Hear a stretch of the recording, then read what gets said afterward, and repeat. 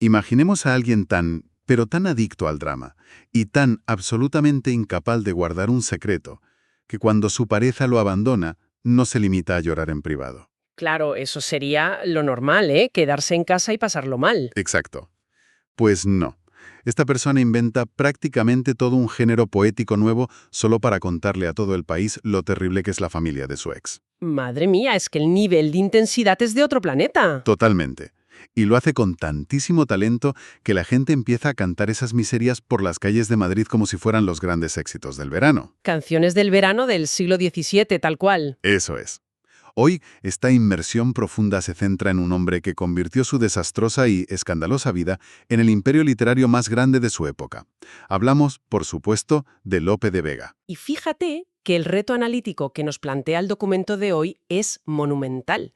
Porque, a ver, no estamos ante un escritor que nos dejara un par de poemarios y, no sé, un diario íntimo. Que va, ojalá fuera tan sencillo. Ya te digo, estamos ante una fuerza de la naturaleza. Su producción lírica es de una extensión tan ingente que, de verdad, desafía cualquier intento de categorización. Miles de versos, supongo. Miles, cultivando absolutamente todas las métricas, todos los tonos y todas las influencias de su época, desde la lírica tradicional española hasta las formas italianas más rebuscadas y sofisticadas. Y esa es precisamente la gran pregunta que lanza este análisis. O sea, ¿cómo logró alguien empaquetar sus destierros, sus líos de faldas y sus crisis existenciales en una obra poética que sea trascendental? Esa es la clave, sí. Porque el texto señala literalmente que escribía versos como otros respiran. Ya, pero claro, cuando alguien respira tanto y lo hace tan fuerte frente a todo el mundo. Acaba siendo un espectáculo, claro. Exacto. La gran duda es si estamos leyendo a un genio indiscutible de la literatura universal o simplemente al primer gran maestro de la autoficción. Alguien que diseñó su propia campaña de relaciones públicas a base de sonetos, digamos. Tal cual. Y para resolver esa duda, creo que hay que entender la estrategia detrás de todo ese caos, ¿no? Pues sí, y la magnitud de su obra es tan abrumadora que la crítica literaria ha tenido que inventar sistemas para poder abarcarla. O sea, crear categorías a la fuerza. Eso es. El documento recoge una propuesta muy famosa del crítico Dámaso Alonso que sugiere algo fascinante. Dice que no hay un solo Lope, sino al menos 4 Lopes distintos conviviendo en su cabeza. ¡Ostras! 4 Lopes. A ver, el documento los detalla.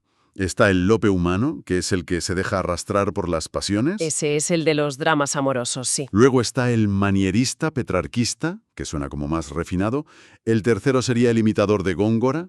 Y por último, el poeta filósofo. Una barbaridad de registros para una sola persona. Fíjate que al leer esto es inevitable pensar en las estrategias de la industria musical actual. Es como observar a una superestrella del pop actual. A ver, explícame esa comparación. O sea, para mantener el dominio en las listas de éxitos durante décadas, los artistas de hoy diseñan eras estéticas distintas, ¿verdad? Ah, claro, sí. Reinventándose constantemente. Eso es. Primero tienen la era acústica de cantautor herido, luego pasan a una superproducción electrónica para competir con la gente nueva y acaban en la era madura e intimista. Funciona perfectamente para explicar el dominio de Lope en el mercado literario de su tiempo. Aunque supongo que el mecanismo interno de un poeta del siglo XVII tiene que ser un poco más complejo, ¿no? Pues sí, un poco bastante. Lo que Lope hacía no era simplemente cambiar de género poético para vender más copias. Él utilizaba moldes literarios muy estrictos para procesar su propia biografía. Vale, pongamos un ejemplo de esos moldes. Pensemos en el segundo Lope de la lista de Damas Alonso, el manierista petrarquista. En aquella época, el petrarquismo era, por así decirlo, la alta costura de la poesía. Alta costura, me gusta el término. Consistía en escribir sonetos súper estructurados sobre una mujer angelical, distante, inalcanzable, mientras el poeta sufría un dolor casi divino. Era todo muy elitista. ¿Y qué hace Lope con eso? Pues Lope coge ese molde tan rígido, tan frío a veces, y lo inunda con la sangre de sus pasiones reales. Estiliza su vida al máximo. Pero claro, antes de llegar a esa alta costura petrarquista, los inicios son mucho más crudos, ¿verdad? Porque el documento nos lleva a la base de todo esto, al primer Lope, el Lope humano. el más impulsivo, sin duda. Y lo fascinante aquí es cómo este joven Lope gestionaba su imagen pública, porque no publicaba libros elegantes encuadernados en piel. Que va para nada. Sus versos se colaban en antologías dispersas, se cantaban por ahí, se recitaban en medio de sus obras de teatro. O sea, era contenido viral puro y duro mucho antes de que existiera el concepto. Era el rey de la viralidad. Y para que ese contenido fluyera sin que le cortaran la cabeza, utilizaba disfraces, alter egos poéticos. Claro, el famoso romancero morisco que menciona el texto. Ese es el ejemplo perfecto de su táctica. A ver, en su juventud, Lope protagoniza unos escándalos amorosos mayúsculos. Telita con los escándalos, con Elena Osorio primero y luego con Isabel de Urbina, ¿no? Exactamente, unos líos que, fíjate, le acaban costando el destierro de Madrid. Así que para poetizar todos estos episodios sin firmar una confesión literal frente a un juez, adopta una estética árabe. Se esconde tras nombres de galanes moros, Saide, Gasul, Asarque. Eso es. Pero claro, siempre se reserva para él mismo el papel de víctima heroica. Obvio. El texto destaca que se dibuja siempre como el amante pobre y apasionado que pierde a la chica a manos de un rival que, vaya sorpresa, tiene mucho más dinero. Es una construcción de imagen magistral, las cosas como son. Al usar el mundo morisco, que en esa época evocaba un exotismo estilizado, dota sus líos de faldas de un aura épica. Hace que un chisme de barrio parezca una leyenda de caballeros. Tal cual. Y la técnica literaria brilla especialmente en un romance muy concreto que se llama, mira, Zaide, que te avisó. Uy, este me encantó leerlo en el documento. Es que aquí Lope hace algo increíble. No escribe desde su perspectiva de hombre despechado. Pone el poema directamente en boca de la mora Zaida. Que sería el alter ego de su ex Elena Osorio. Exacto. Es ella quien rechaza al galán en el poema. Pero fíjate por qué lo rechaza. Lo rechaza porque es un bocazas, porque no sabe guardar los secretos de alcoba. O sea, el tío escribe su propia carta de despido, adoptando la voz de su exnovia y admitiendo públicamente que el problema fue que él alardeaba demasiado de haberse acostado con ella. Es de locos. Requiere una audacia tremenda. Está haciendo un espectáculo de su peor defecto. Y la telenovela no se detiene ahí, porque el documento señala que, justo coincidiendo con su destierro de la corte, cambia radicalmente de disfraz. Deja el traje de moro en el armario. Se quita el traje de moro y se pone el de pastor. Y ahí nace el famosísimo personaje de Belardo. Así arranca el romancero pastoril, que marca otra gran era en su producción. Piensa que el destierro fue un golpe durísimo para él. Normal, lo echaron de su mundo. Pues sí, y el disfraz de pastor le permitía canalizar todo el dolor de ese exilio, los celos y sus venganzas bajo un tono de rusticidad bucólica. Hay poemas desgarradores sobre dejar atrás su ciudad. Pero a la vez, este pastor Belardo protagoniza bodas y enredos con una unidad emocional asombrosa. Sí, conseguía mezclar el drama vital con la ficción literaria a la perfección. Pero, a ver, llegados a este punto del análisis, surge una resistencia natural por parte de quien nos escuche.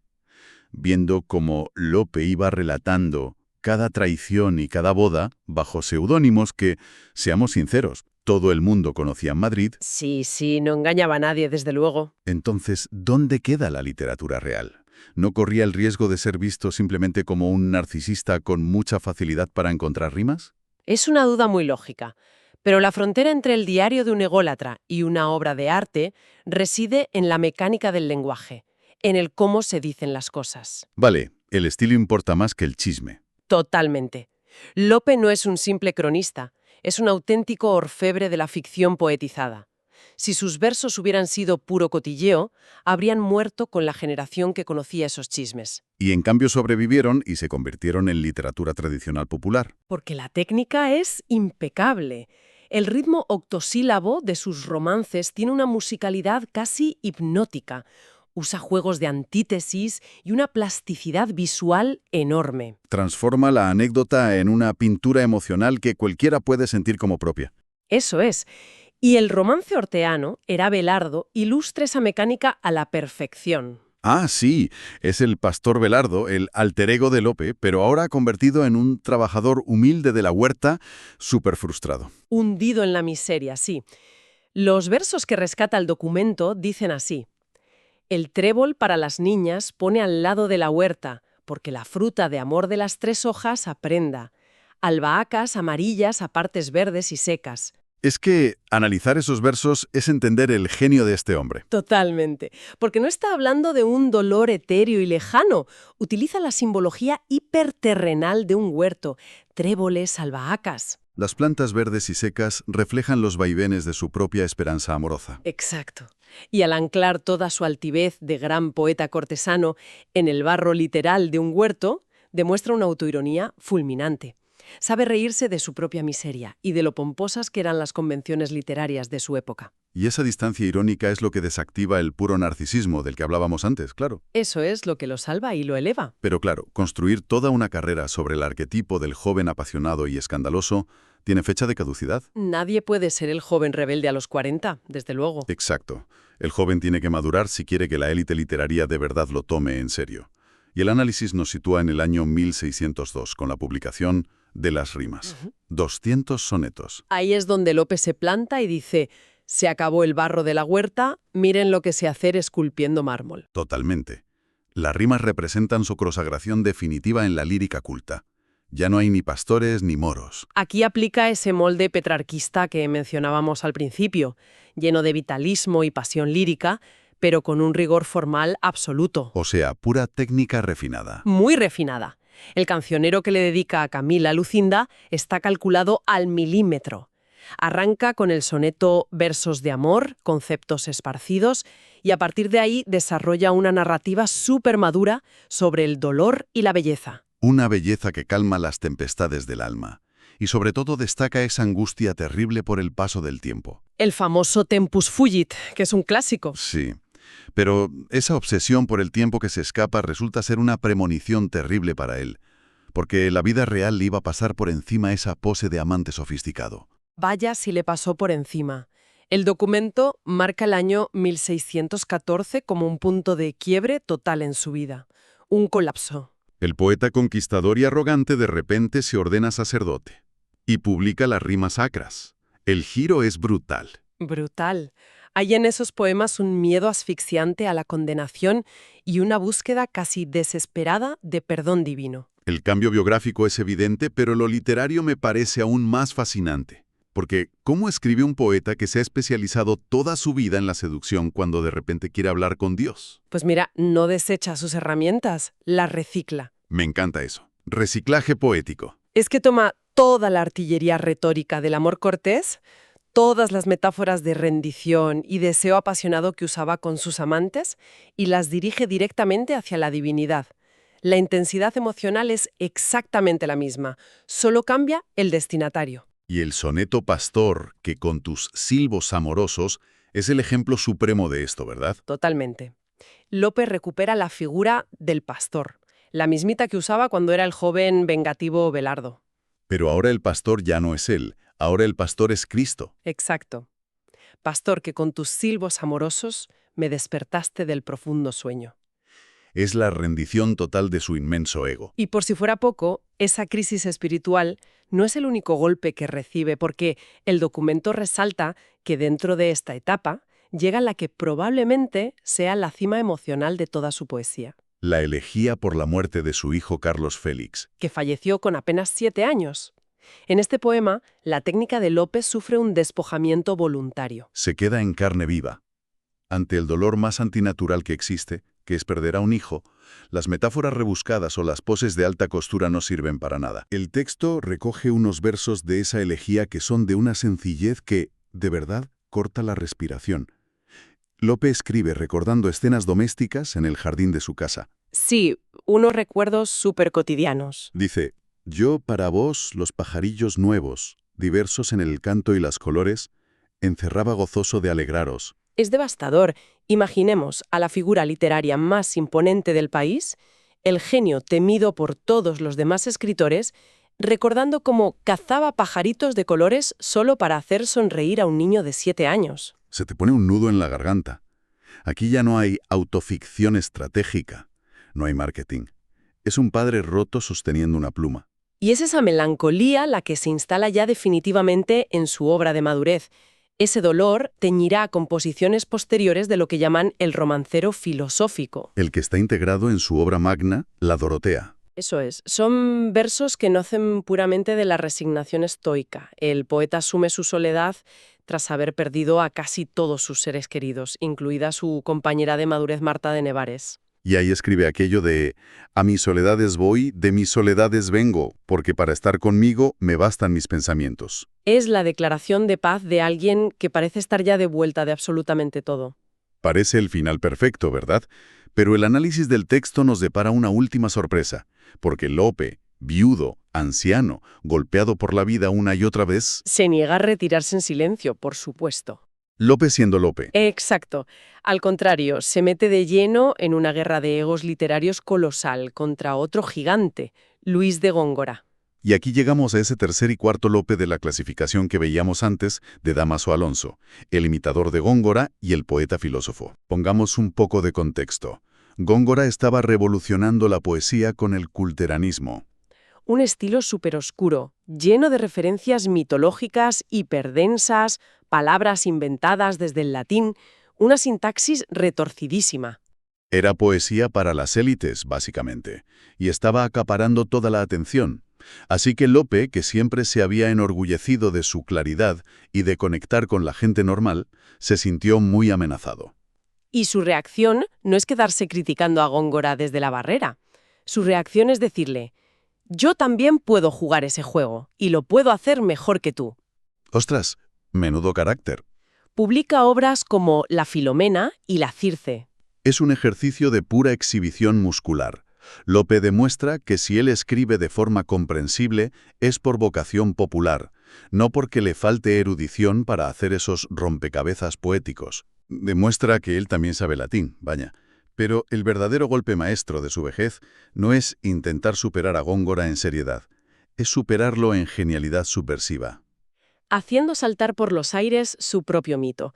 En 1634, apenas un año antes de morir, publica Las rimas de Burguillos. Y aquí inventa un último alter ego, el licenciado Tomé de Burguillos, un estudiante pobre, fracasado total.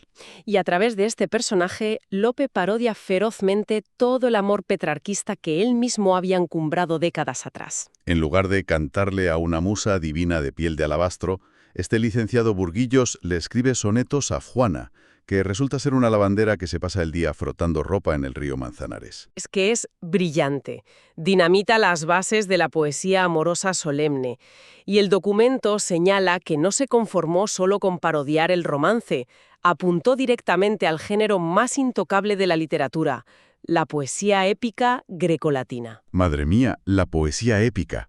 Y el resultado de esto es la gatomaquia. Un poema narrativo colosal de casi 3.000 versos. 3000 versos sobre gatos. Es que Lope toma toda la maquinaria de la Ilíada o de la Eneida, los asedios a fortalezas, el catálogo de tropas, las batallas habido a muerte. Pero lo protagoniza una pandilla de gatos callejeros por los tejados de Madrid. Es alucinante. Tenemos a Marramáquis, el gato pobre, enamorado de la presumida Zapaquilda, que a su vez se deja deslumbrar por los lujos de Misifús, el gato rico. Cine de drama, que acaba de ganar todos los premios posibles por tragedias sobre la condición humana, decidiera que su última gran obra va a ser una comedia absurda con marionetas. Tal cual. En la gatomaquia, Marramáquis secuestra a la novia, el ejército de Misifús sitia el castillo felino. Y al final, al pobre Marramáquis le pega un tiro un cazador humano cualquiera que pasaba por ahí. La desproporción entre la forma tan elevadísima y el contenido tan ridículo es histérica. Pero ojo, el texto avisa que cuidado con quedarse solo en la carcajada, porque detrás de la broma hay un virtuosismo técnico apabullante, ¿no? Completamente. Lope no solo cuenta una historia divertida sobre felinos, se está burlando directamente del elitismo de Góngora. Incorpora neologismos absurdos, latinismos y juega con la sintaxis para crear una parodia perfecta de esa poesía que era pura gimnasia mental sin alma. Clásicos desde arriba y elegir deliberadamente hacer sonreír al público. Totalmente. El recorrido que nos plantea este documento es fascinante por su simetría vital. Empezamos con un joven muy impulsivo, que usaba disfraces de moros y pastores para justificar sus escándalos ante la sociedad. Luego acompañamos a ese joven en su transformación hacia un poeta maduro y estructurado. Que de repente choca contra la tragedia absoluta de la muerte y el terror religioso, y bajía toda esa técnica a los pies de un altar. Y finalmente asistimos al gran espectáculo de un anciano maestro que, habiendo sobrevivido a su propia fama y a un dolor inmenso, decide que la mejor forma de despedirse del mundo es con una sonrisa irónica. Escribiendo sobre peleas de gatos en los tejados de Madrid. Toda una experiencia humana exprimida y transformada en métrica pura. Yo creo que el gran triunfo de Lope de Vega y la conclusión ineludible de este análisis es que su inabarcable ego nunca eclipsó su exigencia formal. Usó su vida personal como combustible inagotable, sí, pero el motor fue siempre una técnica poética de máxima precisión. Por eso sus versos no caducaron cuando se olvidaron los chismes. Exacto. La perfección estética los hizo inmortales. Y esto nos deja flotando una reflexión casi obligatoria sobre cómo nos relacionamos hoy en día con nuestra propia imagen. El famoso síndrome de compartirlo todo. Exacto. Pensemos en esa obsesión contemporánea por documentar en público cada drama personal, cada ruptura, cada enemistad en redes sociales. A veces se presenta como algo súper moderno. Pero a la luz de esta inversión profunda, Lope de Vega inventó esa rueda hace 400 años. Él perfeccionó la creación del avatar público. Y cabe preguntarse, si Lope viviera hoy, con esta cultura de sobreexposición constante que tenemos, ¿sería capaz de elevar nuestro ruidoso exhibicionismo a la categoría de arte o simplemente nos miraría con lástima? Comprobando que hemos heredado su necesidad de contarlo todo, pero perdiendo la capacidad de convertirlo en verdadera poesía.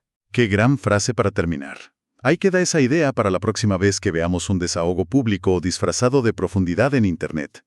Nos escuchamos en el próximo análisis.